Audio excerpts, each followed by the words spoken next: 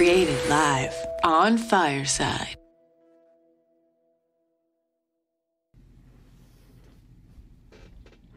Welcome, everyone. I'm Lori Lee Binstock, and this is a Trauma Survivor Thrivers podcast.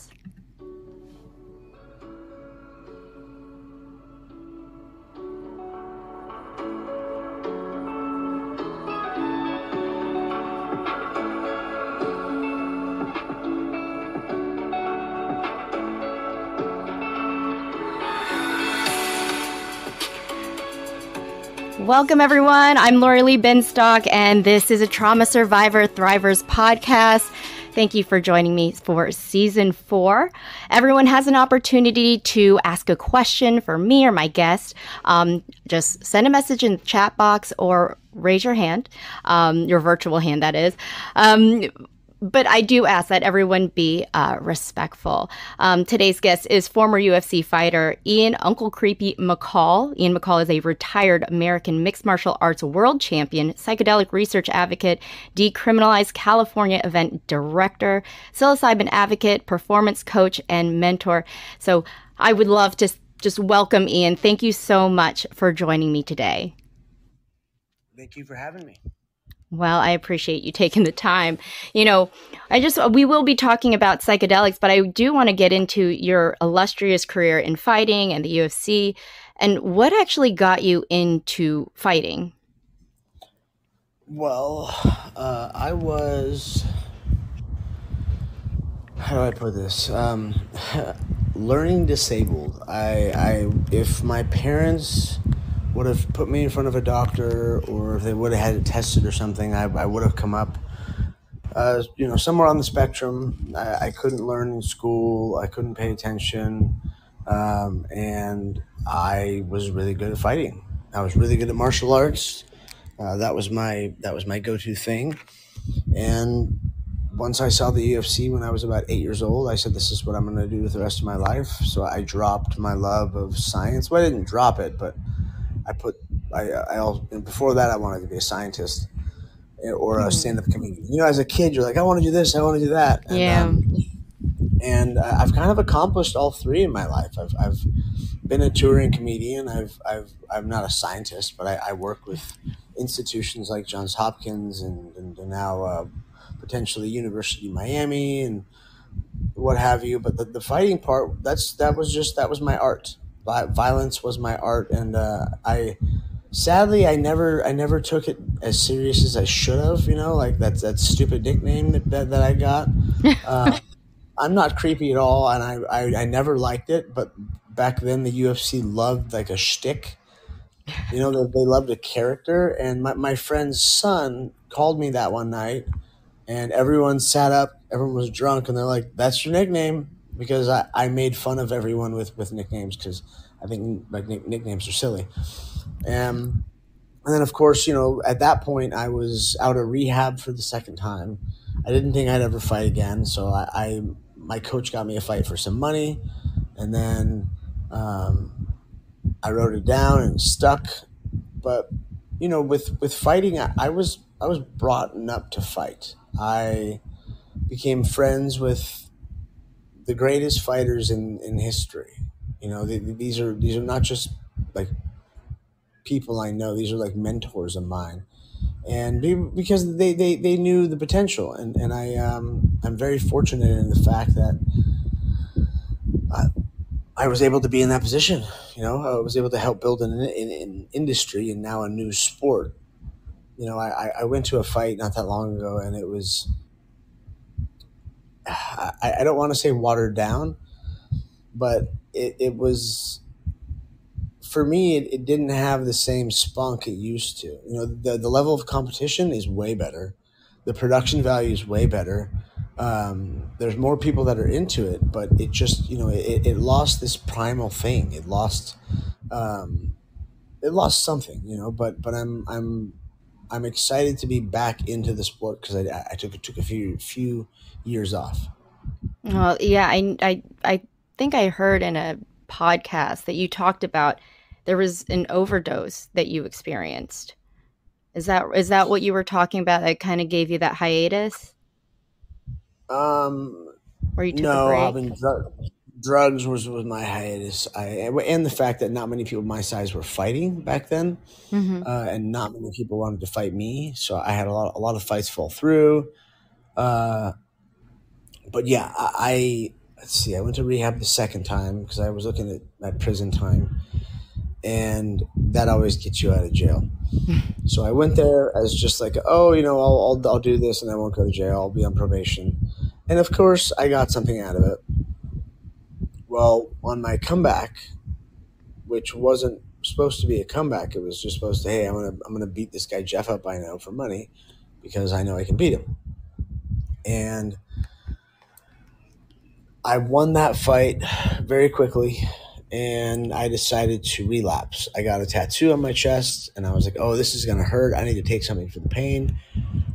I hadn't had drugs in over a year and a half, and I overdosed. I overdosed right on his tattoo table. So I aspirated. I spent a week in jail. I spent a week in the hospital.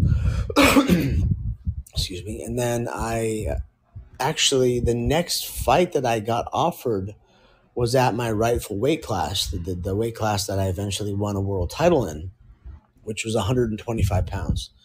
And my agent calls me and goes, dude, where are you? Like, you live at the gym. Like, what's going on here? I was like, oh, and I told him, do you want us to come visit? And I was like, no, I'm embarrassed. I want to be alone. But what's up? He goes, well, they want you to fight this guy Formiga, Jussier Formiga, who was the number one guy at that weight in the world. And at that point, we were trying to find the best 125er in the world. There was a few guys that had belts, but it was just time to find out who was the best. So I went out and I fought him, and I beat the bark off him and kind of showed really how good I was. And then the UFC called. They said, if you keep putting on shows the way you do, then we're going to build the division for you. So keep going. So with that motivation in mind, I did. I ran through a bunch of people. And I'm lucky because Dana White has always been a good friend of mine. Chuck Liddell is like an older brother. I was primed to be in this position to become a superstar. And I did. I became very, very, very famous for about 2, 3, 4 years. And as an addict, I couldn't take it out. I was ended up getting addicted back to Oxycontin again, and fentanyl and heroin. That's another story. I lost the biggest fight of my life over some judgment errors, and I went directly up to my hotel room and started doing Oxycontin with my wife because she was already doing it. So then from there, my wins and losses went up and down and up and down and up and down. And sure, it was against, the top 5 competition in the world, but it never really, I never got to show my true genius in the sport. Well, when I want to talk about psychedelics because it's actually helped a lot for you in which, I've had conversations with you prior, how it's helped you with addiction and symptoms of CTE, which I do want to get into.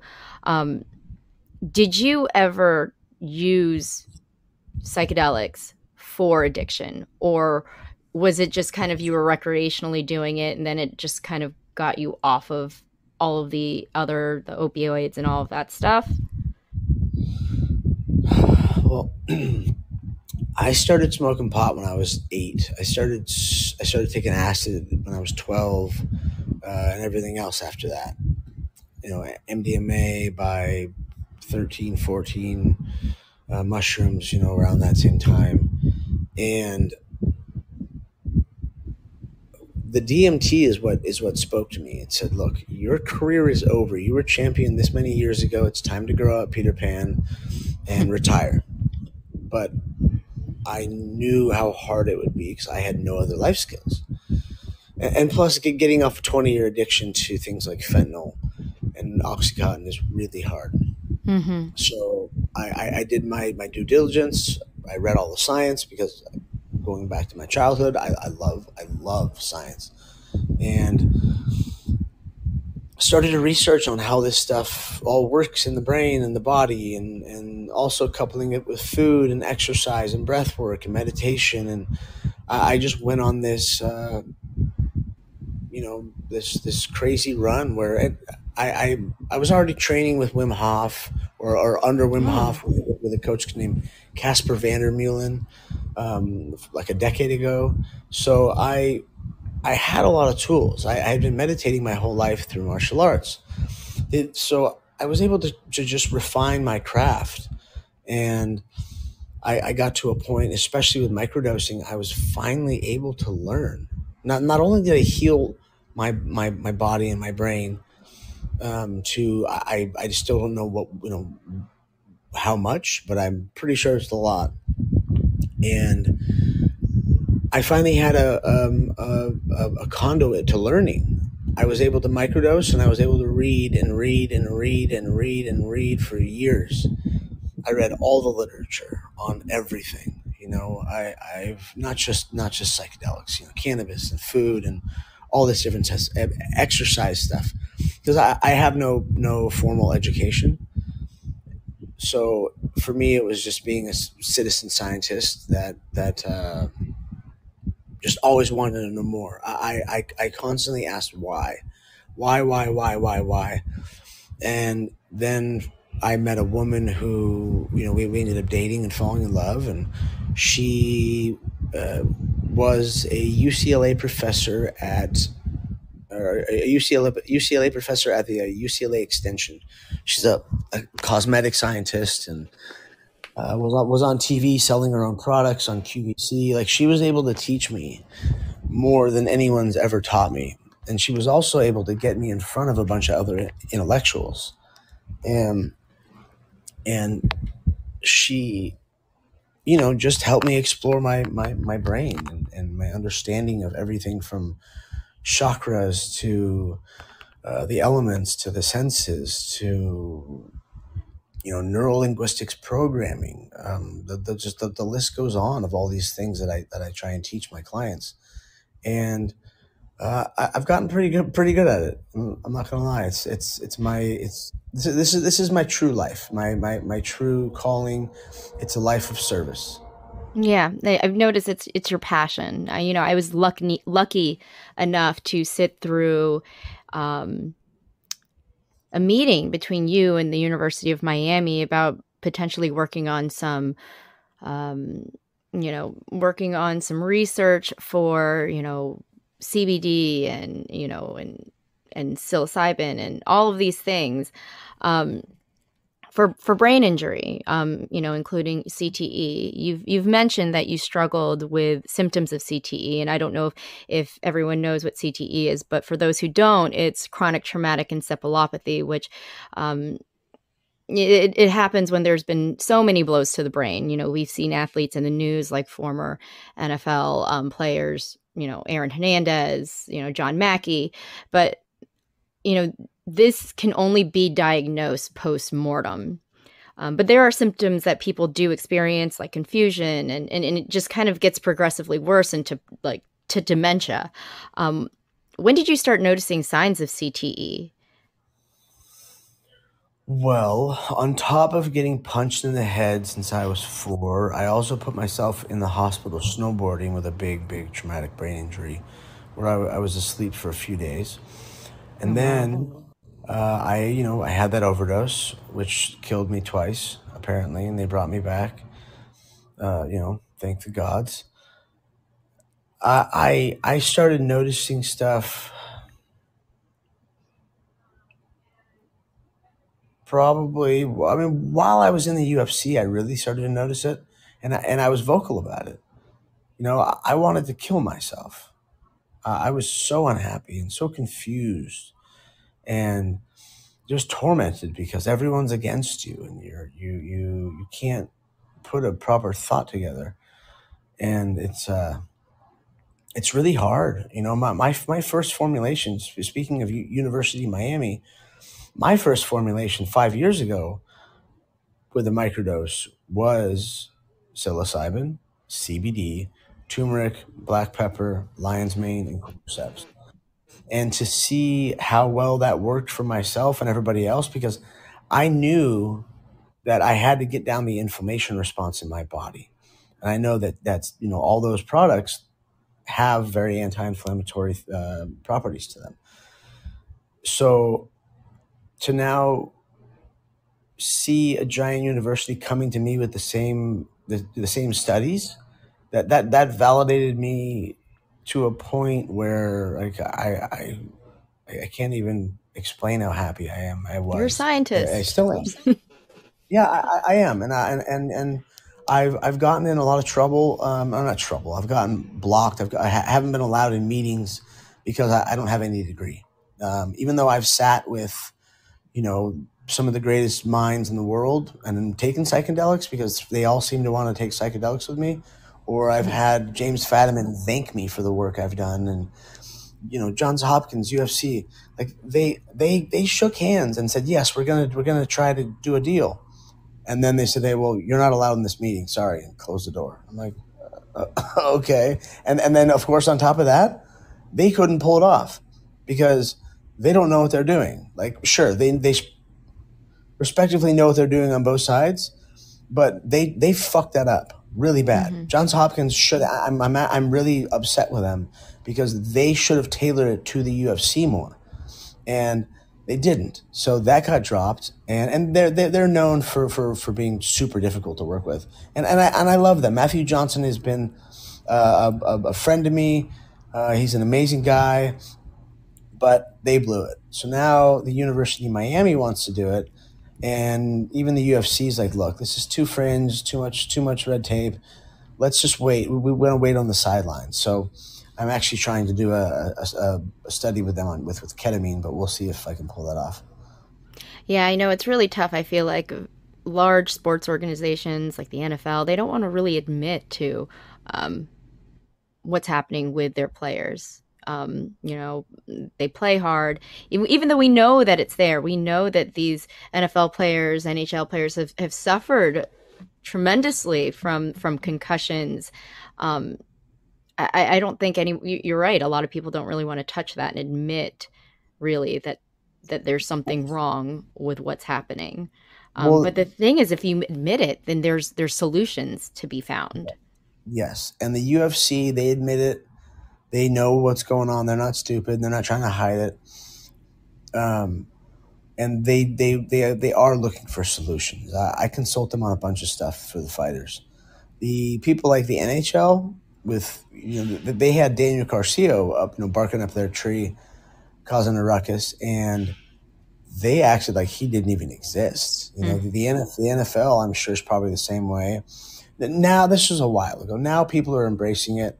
I'm sure they're all looking into it because this is the next revolution in how having to heal your brain and your body. Right. I agree because for me, it's helped tremendously.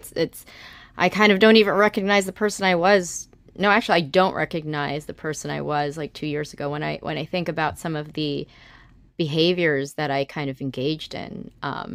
It was like, what was I thinking?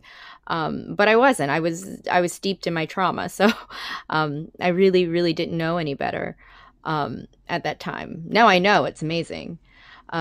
But I did want to ask, when did you actually start dabbling in psychedelics to help your CTE? Because I know you said you had this concoction of the CBD and the psilocybin. When did you realize that this was benefiting? About 5 or 6 years ago, I had one of my best friends. I came up in the cannabis industry because, again, I have no life skills outside of violence and science. And at that point, I had no science. I was just a broken shell of a fighter. And he goes, "You need to take this." And I had already heard about it from my friends.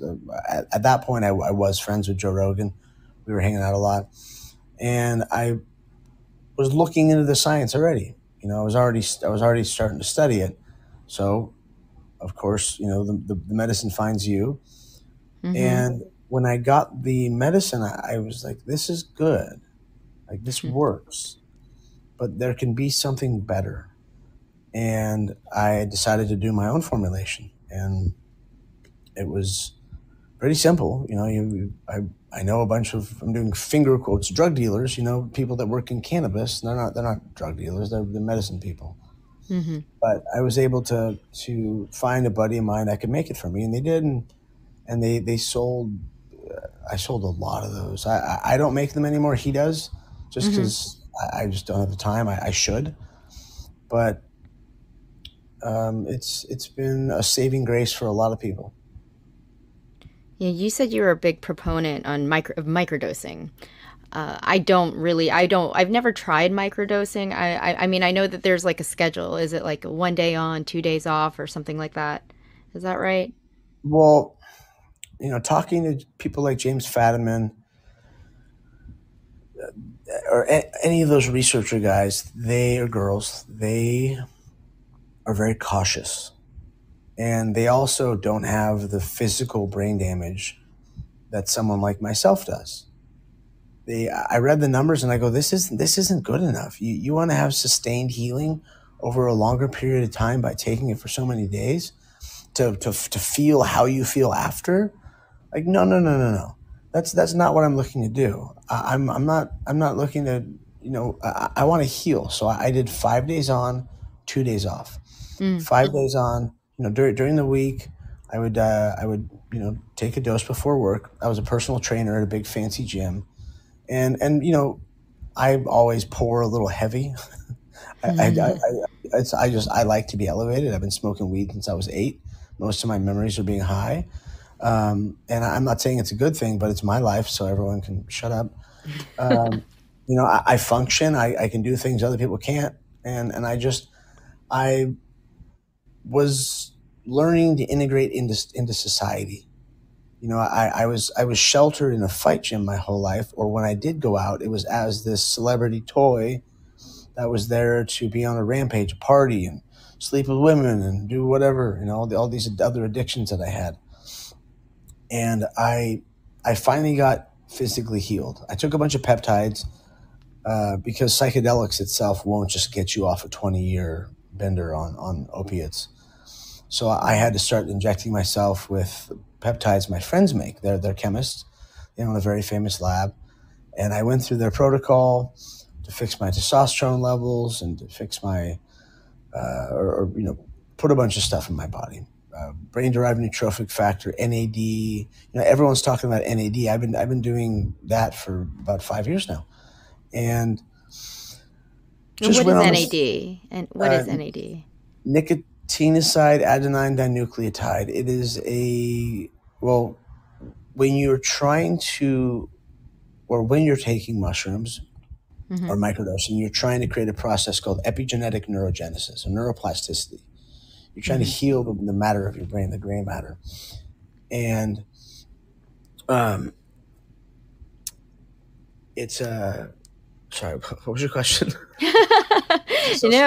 What NAD? What is it? What does it do? It actually can stop or they say reverse the biological age. Mm-hmm. So you feel the energy source you get from it is incredible.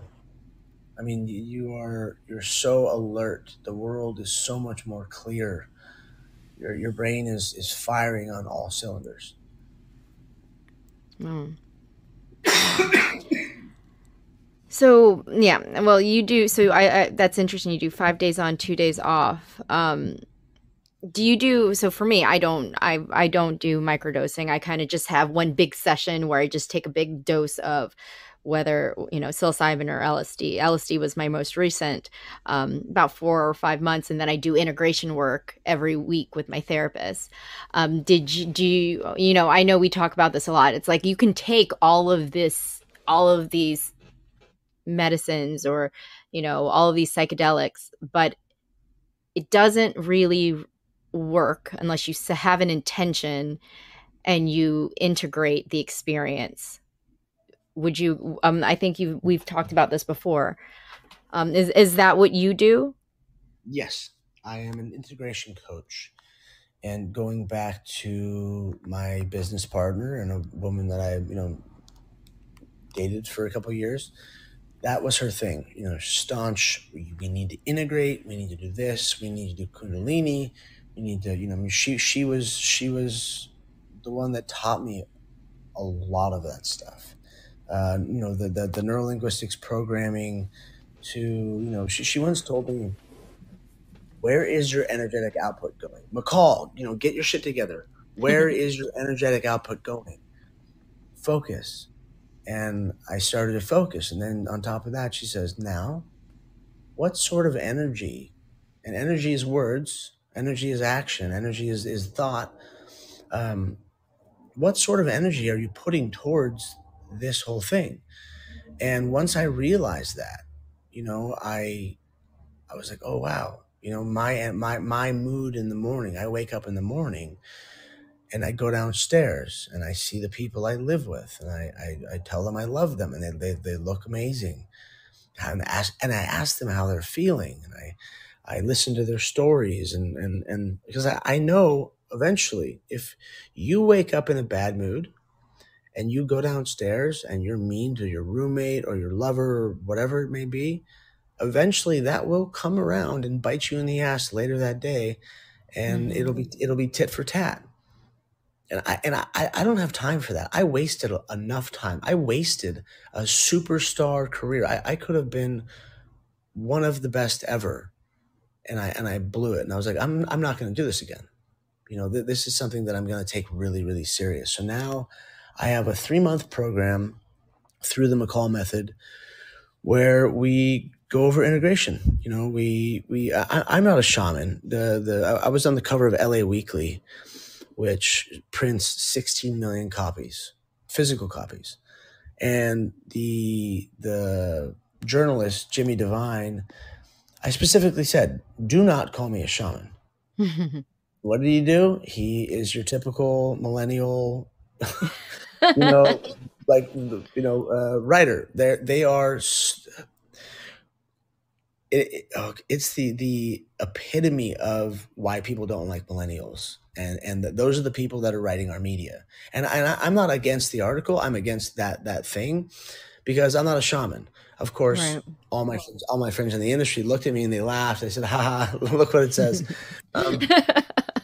But it bothered me. I'm over it now, because I'm not a shaman. I've sat with real shamans in the jungle, and they're different.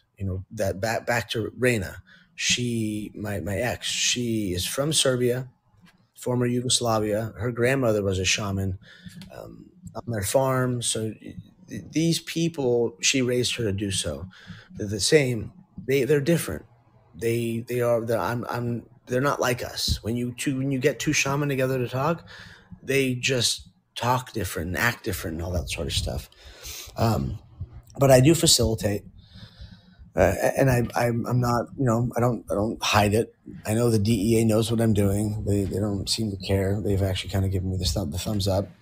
I'm just here to heal. And some people do not want to go sit with a yoga teacher going, the light and the love and the energy, or they don't want to go see a shaman. They don't speak the same language. They want to take their medicine with someone they feel comfortable with, and get the work done. And there's a space for everybody. So healer, yes. Facilitator, sure. Not that often, but integration coach and performance coach is my true calling. Wow. Yeah. I know. I feel like, I'm not an expert, right? I just interview people because I interview experts so I can learn more, and then I can pass the knowledge that I've learned to others, right? You work with high performing athletes, is that correct? Yes. And so, it's safe to say that I'm sure a lot of them have probably been fighters. I would assume, and a lot of them may have had blows to the head or concussions. Frequent concussions. And so the work that you're doing is also is it healing trauma? Is it healing CTE? Is it healing addiction? What do you focus on, or do you do it all? All of it. I tell them, because I have race car drivers and Olympians, snowboarders, pro surfers, the big crazy big wave surfers, all kinds of people. I've worked with golfers. The sport itself doesn't matter. We all have trauma. Now, some have more head trauma, more physical trauma than most. Right. And I think the scarier the sport, the more actual emotional trauma or abuse you took as a kid, because these abuses are our driving force to become great. They are the fire under our ass. And once you get to the level where you come to me, which is you're world class, you're a machine. And sure, we can fine tune a few things physically, but I need to crack them open and heal them as a person, as a soul, as a light being first. Now, I guess I don't do it with everybody because not everybody wants to go deep, but my recommendation is we go sit with my shaman in San Diego, who's the only Native American, Native Indian from the area that does heavy medicine work. Like he does 20-gram doses with a group of people. They go really, really deep, or we can do it ourselves. And then you get them cracked open to deal with the things that inevitably will cause anxiety, will cause them to take the misstep, will cause them to not do their job properly. These things get in the way. People go, oh, I have octagon jitters. I'm a pussy. No, you don't. It's a big crowd. Who cares? You can barely see them. You're a trained savage. It's about getting into the flow state. So then once we have them clear of a lot of that stuff, then we get into microdosing, and we have microdosing protocols for it's up to the person. How many? They don't have to do 5 days, but at least 3 days on. And then from there, they drill their sport. They bang on their craft over and over and over again. Repetition is the mother of skill.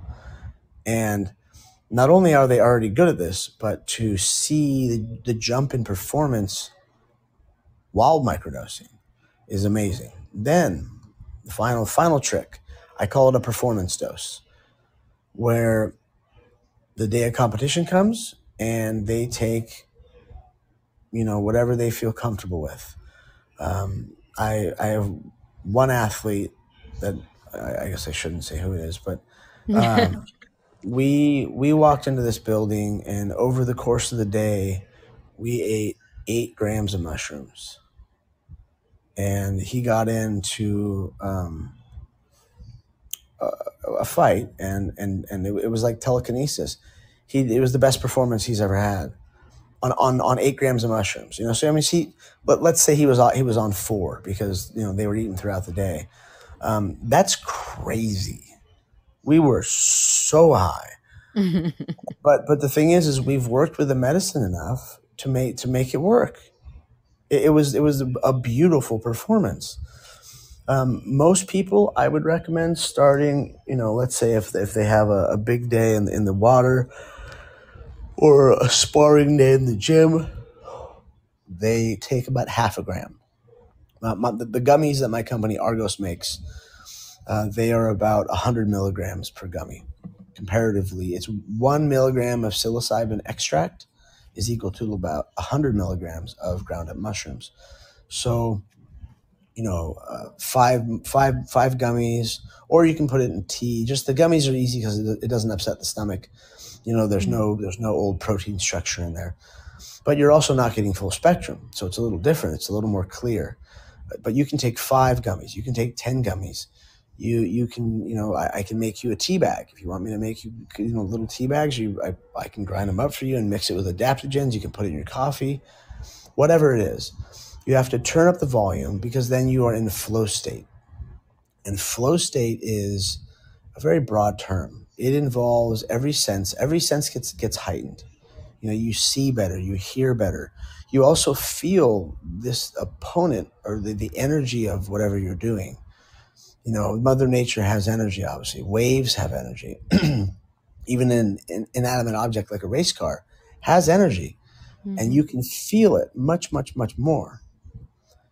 And then the fear response drops. So you're not afraid to engage with whatever you're doing. You're not afraid to try new things that you've never done in competition before. And it protects your brain, for one, especially if you take it with adaptogens. It helps the performance and it heals. Mm-hmm. So what more could you ask for as a supplement for these athletes, especially with the UFC? I told them that, and they were blown away. They were just like, wow, this is exactly what we need. And they knew that, or shortly after, I guess, because I was trying to do that study with Johns Hopkins forever. They knew that certain fighters were already doing it, and they wanted to make sure they were doing it right. And of course, some of the ones I talked to, they weren't doing it right. Mm-hmm. Doing it right, so it doesn't sound good. I don't want to disparage. They were doing it, but they weren't getting the full potential out of it. Right. And that's why I built this program. When I first did ayahuasca, it fucked my life up. Like really, it fucked me up to where I was, I had that ego. I had ego. The ego delusion, or the ego death. Dissolution, but I also had more ego on top of it, thinking I'm healed, you're not, you're stupid, you're not listening, no one's listening. Like everyone needs to just do this, and I was frantic. And as I came out of it, because I had good people around me, I really started to learn all the techniques or refine them and put them into a structure. I remember leaving my first Decrim California meeting. My first job with psychedelics was a political one, trying to decrim all of California. Mm-hmm. And I remember leaving that meeting with my girlfriend and us thinking like, wow, what are we going to do in this industry? I like building brands. That's a fun thing for me.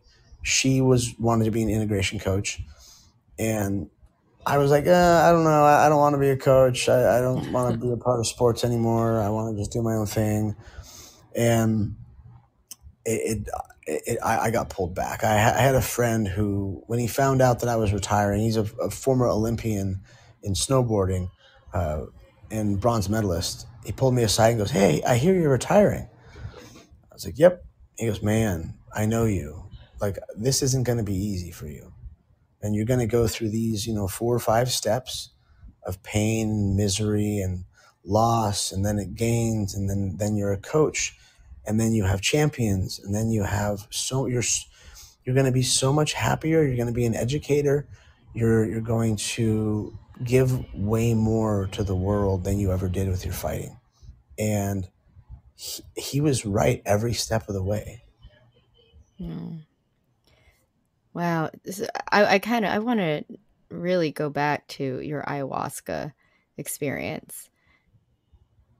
The ego death. So did you feel that you got a lot out of it? Oh, when yes. You say it fucked you up, I'm curious to know, like, did you get a lot out of it, or were you like, I'm not doing that shit again, or that was like no go? Oh, no, I've done it plenty more times. I love ayahuasca. But that's something I've been called to do it recently again. It's been over a year, and I'm really feeling it. Yeah. But with the ayahuasca, I was so cracked open, and I wasn't using my tools properly, or I didn't have enough tools, and it made me lash out because people didn't understand. People looked at me like I was weird, or I had, I sold my house to obviously invest money into a project, and I just was a little crazy about it, and I saw it, and I fixed it, and anyone can do it. Let's take 2 people, for instance, right now. I think the 2 most famous people talking about ayahuasca is Aaron Rodgers the football player, Yeah. and then Will Smith. Now Aaron sits with people like Aubrey Marcus. Aubrey's a friend of mine. He sponsored me back in when I was fighting. I've worked in his Fit for Service program.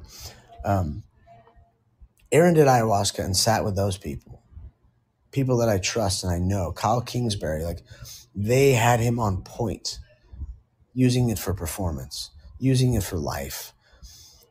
Whereas Will Smith went out there and he did way too much medicine, 14 times in 1 year. Oh, wow. And then he goes home. Yeah, he goes home with no coach, I'm sure, or at least he didn't listen. He goes back to a toxic relationship with, I'm sorry, I don't mean to disparage anybody, but with a woman who is, you can just look and you're like, I don't want to call you the devil, but like you need to get it's heavy. I can feel and sense energy pretty well from having to do that as a predator in fighting. I'd have to read these people and talk shit and, do this macho thing and see their body language and their breath and all that. And, she needs some healing. I'm sure she's done just as much ayahuasca, but with Will, look at the cover of Rolling Stone he was on. He had this look on his face, just like wonderment. That was just, I saw that and I was like, oh no. And then you see him go act out his childhood traumas on stage, and that's it. No one's ever going to hate Will Smith. Will Smith is an amazing person. Sure, he might be this weird sexual cuckold or whatever people call him. In Hollywood, I live. All my friends are in Hollywood. I hang out with. I don't want to sound cool, but I hang out with the most famous people in Hollywood. Just because my friends are all industry people and they know all these people. These aren't my friends, or and that's a real weird space to be in. And Will and them have had this very secretive life that we don't know the real him. Mm-hmm. And I know that I feel we needed both those examples, but I feel like we needed the Will example more, because one day he's gonna get his shit together and he's gonna integrate, and then he's gonna become super Will Smith. And because that's an amazing person. You can just tell the guy's an amazing person. And we need these examples. We have to have them. Yeah, right. Yeah, integration is super important. I talked to somebody who is an integrative coach, not for high performing athletes, but she's fantastic. And she says she does a lot of repair work for people who go overseas and they do the ayahuasca, they do the psilocybin, they come back to her because they're like, I don't have a coach. I just went and did it. And now I thought I'd be healed, but now I have all this stuff that came up and now I don't know what to do with it. So I think there are a lot of people out there who don't understand the importance of integration, because again, you can do the medicine all day long, but you're not going to be able to benefit from it if you're not integrating your experience, because whatever comes up is something that clearly needs to be worked on, because that's what the medicine does. It brings out the stuff that needs to be worked on, that needs awareness. 100%. And that's why I did this. I didn't know what I wanted to do in the space. I know I didn't want to work politically. And once I saw myself go through that and I felt it, I went, okay.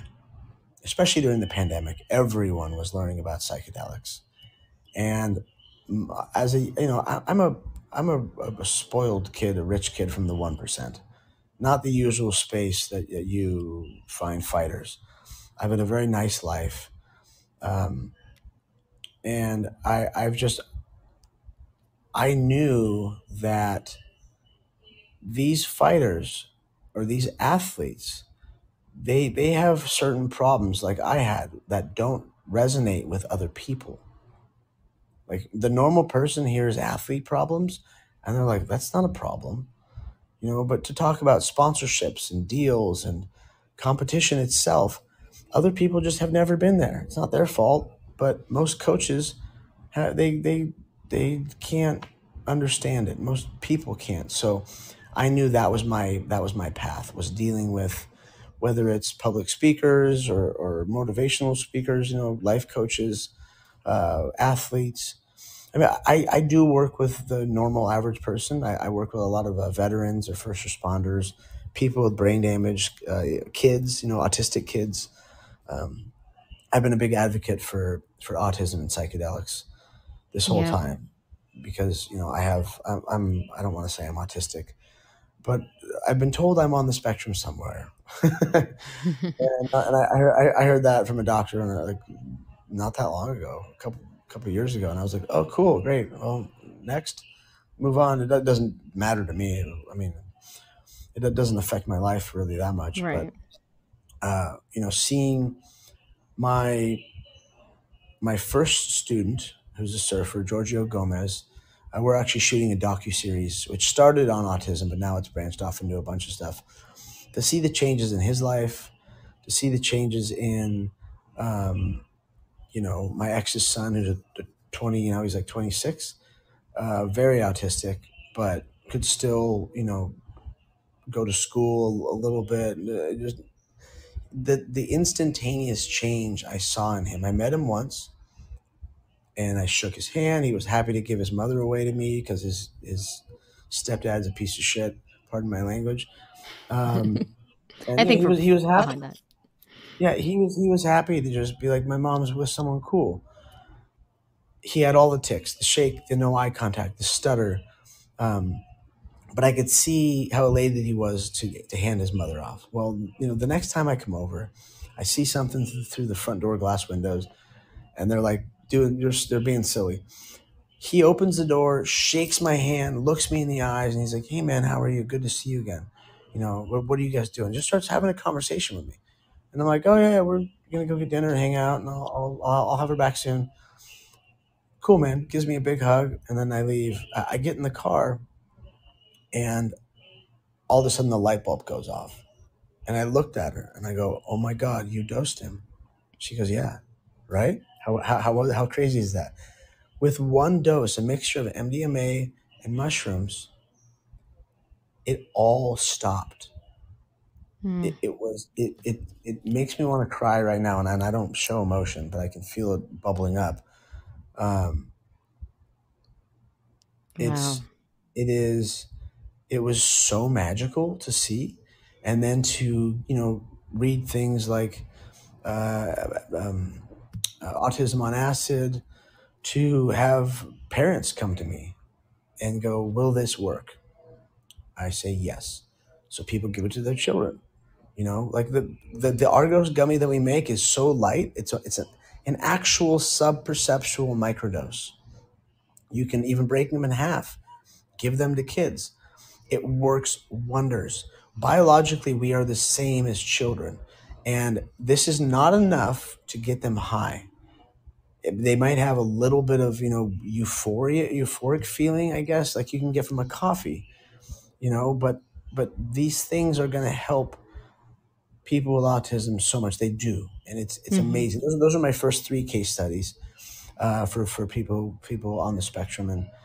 And so for me, those were the 2 paths was, or 3, I guess, TBI, sports performance, and autism. And it's, there's a bunch of other paths that they're not my lanes. So I'm just going to not be in them because there's other more knowledgeable people that are there, that are doing the good work. Yeah, I mean, I've read a lot of research on autism and psychedelics, and there's a researcher out in California who's done amazing work on it. I can't remember her name, but I remember just reading about it and thinking, wow, this is incredible. And so, I love the work that you're doing. I do want to ask, how do you feel about who you are now after integration, after intentionally taking, not just recreationally, because I know I recreationally took psychedelics as a kid and I didn't know it was supposed to do anything for me. But, after, integration, after, setting intentions, how do you feel about who you are now versus who you were then prior to that? I'm finally me. I was Yeah. getting up on the big stage and I was acting out my childhood traumas. That's what we do as performers, whether it's rap or music, other music, or football or fighting. You're acting out your childhood traumas. And I was finally able to find self-love and find peace in it all and become the person that I really am. Because again, being addicted to opiates for 20 years, the only time I became sober in that period, I became world champion. And I've always known how loving I am and how caring I am and how much I love people. I love interactions. I love nature. I love all this stuff. Very happy person. And that was gone. That was gone for most of my life. I was angry and I just wasn't me. And now being the best version of myself, I'm still not even the best version of myself. I know it's just going to get better and better and better. And I feel so at peace with it because I know the universe provides for me. The ayahuasca deals with my past and the mushrooms deal with my future. And they've shown me some really, really, really amazing things. I'm really excited. I'm taking the film crew down to go sit with Shane Norte. Shane Norte is that American Native American shaman that works out of San Diego on the reservation, sovereign land, so we can do whatever we want. And we're going to go down there and go deep. And I'll have some more time to integrate myself because we all have those little intricacies, our naughty intricacies that come out, that we need to just smooth out every once in a while. I've got some big job offers, whether it's my own company being financed by companies, big pharma companies to do FDA trials, or there's a lot of stuff. Big brands that want me to build programs for them or use the McCall Method program, and I need to be in the right headspace. I need to be focused. It's just it helps. Right now, I coach fighting. I'm retired. I don't ever have to work again, and I got my ass kicked in business, in the psychedelic business a lot. I got taken advantage of really badly by some known sharks in the industry who offered me deals that weren't true, that I signed contracts and got like one check, or whether it was them. And I don't want to name who it is, but a lot of the industry people know he's one of the faces. He's screwed over everybody. Mike Tyson trying to fight me. I was working with Mike Tyson for a while, trying to build his business, and he got too high on mushrooms in a meeting and tried to fight me, which I would have loved to choke Mike Tyson out. All he knows how to do is box. People are like, you're crazy. I'm like, I will be the most violent backpack on that man so fast. But not to hurt him, just to choke him out because he's really scary. So there's been a lot of bad that happened in the industry with me, but I keep chugging along. I had a company where their IPO didn't go through, and I had a contract signed and money coming, and they were I rented this way fancy apartment because it was supposed to be my office and my podcast studio. I ended up paying almost $6,000 a month out of my own pocket for this place because their IPO didn't go through, and they said, oops, sorry, we can't help you. I'm like, well, I could sue them, but for what? They don't have any money. There's been these hiccups and falls and just this stuff, but I will not stop doing this because I know how important it is, and it's my life of service. I never did this for money. That's not the point. I have money. I did this for everybody else. I'm done working for myself. I'm doing this for the other people that need it. Wow. Well, I appreciate the work that you're doing, and I appreciate you talking to me and sharing your journey with psychedelics, because I feel like there's still a stigma with psychedelics, but I mean, it's really being shed right now. So again, I appreciate, we just need to talk about it more. So Of course, and this is one thing that's going to help the stigma a lot. It might sound crazy, but is ketamine, is the at-home ketamine services. I'm been working with Better You for a year now, and they're they can't afford me basically. And also legislation changed. I was working with like 10 clients a day over Zoom. I'd wear my little therapist t-shirts and make myself look all presentable. And then legislation changed. The state of emergency dropped with COVID. So I went from being 50 state legal to 2 state legal. And it doesn't matter that I help write the programming for the doctors and clinicians to get certified to work with the clients. I can't work with those same clients. And why is that? Because I don't have a degree. I barely got through high school. So I am thinking about getting my master's at the University of Toronto. There's a professor there, a neuroscientist, that just loves me, and she's helped me do some stuff in my business, and she goes, would you be interested in taking my master's class? Because my capstone project, my thing that you have to have during the whole program would be my business, and they would help me help me learn how to run all the analytics and get the data, because right now all the data is in my brain. It's all just it's there, but it's all your experience. Yeah, I don't know if number one, this year I don't have time at all. I would have to raise a few $1 million. I would have to hire the people, like my ex. She owns the scientist one. She owns half the company, and I would have to pay her giant salary, very large 6-figure salary to get her away from her job. I would have to bring on consulting people like Melissa Dawn from Field Trip, or my dear friend Robert Forte, who wrote books with Timothy Leary and Gordon Wasson and Carl Ruck. Like these people aren't cheap, and they're my friends, but this is what they deserve. And if I could set that up, I know all of them would go, okay, Ian, it's time to go get your master's, so you can validate what you're doing, so people can see that you do have an education. We know you're educated, but everybody else is just kind of confused on who you are.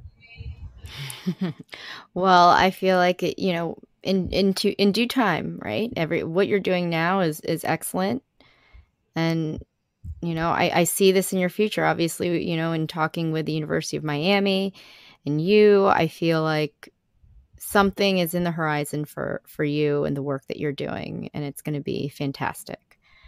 So it's definitely something to be proud of. Thank you. I am. I'm extremely proud, and I can feel it. Those times just weren't right. I've got some retreats I want to put on, because I don't just do the medicine and the kind of the woo-woo psychedelic or the woo-woo integration stuff. My thing is based off of my 3 months are senses, elements, and chakras. So there's a lot of woo-woo in there. There can be, but I also okay. I love it. I love the woo-woo. I love the woo-woo because I know people who can scientifically show me how all this works. It's not just some yoga teachers or some guy at the smoke shop like, oh yeah, man, they tell you something and you go, okay, well, what's next? And they go, oh no. So then I push them out of the way and I find the next person and, well, what's next? And then I finally got to a point where I have these mentors of mine, and now any question I ask, they answer mainly in riddle form, so I have to figure it out myself.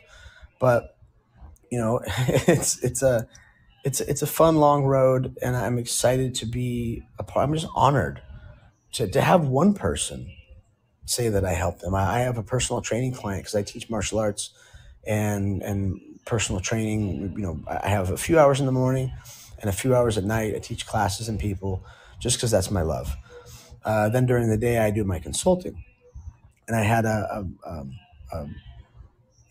guy in his 50s who was an alcoholic, and everyone knows him as an alcoholic around town, not doing anything stupid, but he gets drunk. And I started to give him microdoses. I gave him the first 10 for free. I'm like, you want to stop drinking? I'm like, try this. He has not had a drink since. Yeah, the AA co-founder, Bill Wilson, he actually used LSD to help cure his addiction. Yes, and so we know how that works. Nobody wants to listen to that. My ex-wife, she works in a rehab. She's sober, and she hates what I do. But really, yeah, because she thinks that I am just the drug addict. Still, it's just this. It's like her and my mom. Just certain people, they don't change. They won't change their view on you, and that's fine. It's besides the point. But with my client, he came up to me at the gym and he goes, "Hey man, I don't mean this to sound gay or anything, but you've changed my life and my vibration forever." And I went, "Well, yeah, that's pretty gay, but here, give me a hug." Like, I don't care how gay it is, gay it sounds. It doesn't sound gay. You're telling me that you love me. You're telling me that I helped save your life. Like, that's the most honest, beautiful thing I could hear coming out of someone's life, because I've lost so many people to drugs, to suicide, to murder, to alcohol. My best friend died in my arms. We became world champions together. And when my ex-wife was busy, daughter was born, she was busy in jail and rehab, I needed help. So my giant heavyweight friend, Shane Del Rosario, big heavyweight, we grew up together. He goes, move in with myself and our other Hawaiian friend, and we'll help you raise London. So we were like a gay couple without being gay. We argued and we did everything together. We shared everything. And when I wasn't around, he was with London. He was babysitting London, and it was so hard because I saw his life deteriorate through a car crash that rendered his body not useless, but his back went out and he couldn't fight like he used to getting addicted to pills, to he also had a heart condition, which is what they blamed it on. But I'll be the first to admit that wasn't the heart condition. He partied himself to death, and he just was on a bender. And I woke up one morning. I was upstairs sleeping with my girlfriend, and he went out all night. And I woke up to our other friend. Fighters, men don't scream like this, and it felt like I floated down the stairs because I lived on the third floor, and by the time I got downstairs, my other friend is freaking out, crying, in shock, and Shane's in the bathroom, and there's, black throw up or blood everywhere, and I, a 260-pound guy, I grabbed him, I somehow pulled him out of the bathroom, gave him CPR. Luckily, we lived next to the hospital, so they were there within seconds, actually, and they tried to give me credit. Oh, you gave him CPR and you saved him for a little bit, and he was in a coma for a while, and ended up passing. He was brain dead. And to have the second person in my life who was helping me raise my daughter, my wife, and then him, both go through this sort of stuff. I mean, he's gone for good. My ex-wife is sober, and she's got her shit together. She's married and has children and a husband, and I love them all. But it's been a lot. I mean, it is really hard, especially when you lose someone to overdose. Did you ever work with him with psychedelics to try to help that? We didn't understand back then. We would take mushrooms all the time at the beach, all the time, and just go hang out. We live, in Dana Point, Laguna Beach, the most beautiful area in California. And that's just something we did growing up. You go hang out at the beach, you smoke a joint, and you surf. and you fool around with your friends, you eat some mushrooms and watch a sunset. And we didn't know. We had an idea, because how much better it made you feel the next day, but it wasn't where it is today. Right. That's the importance of setting intentions and integration, having intentions to heal. I think that, again, that's the difference, right? It's big time. Well, thank you again so much for joining me. I really appreciate it, and keep doing the good work. And, I'm here if you ever need anything. And, I'm rooting for you to get your stuff going, working with the University of Miami. Just exciting things coming. So thanks again. Thank you. I'm so appreciative to, you and setting up that call. That call revitalized my love for the industry, because I got hurt so much. I got very hurt, and I was thinking, you know what, I'm just going to run my brand, Argos, which is an illicit mushroom brand, like out of the cannabis industry, basically. And that's what I'm going to do. I'm going to have a trap brand. I've been a drug dealer my whole life. I'll just this is people still look at this as whatever.